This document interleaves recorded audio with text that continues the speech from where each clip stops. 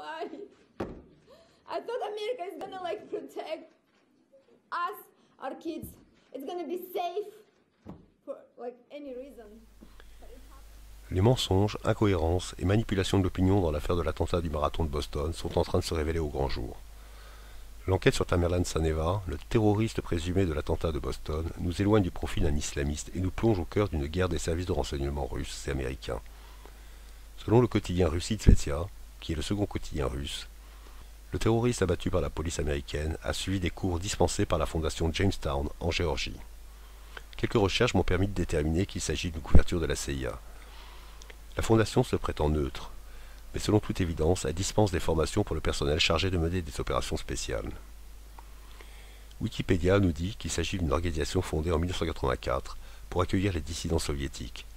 Dans un article plus ancien, le site Voltaire explicite qu'il s'agit d'une organisation de la CIA.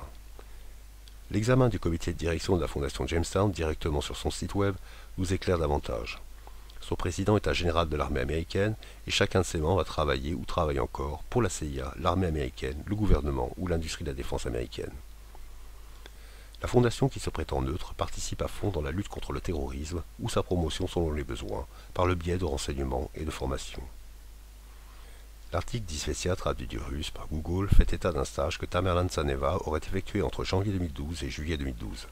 Son dossier serait en possession du gouvernement russe. Selon ce journal, l'objet de cette formation était le support du terrorisme au sud de la Russie, auquel s'adonnent régulièrement les USA au nom de la liberté des peuples, et cela inclut la Tchétchénie. Depuis le début, cette affaire n'est pas claire.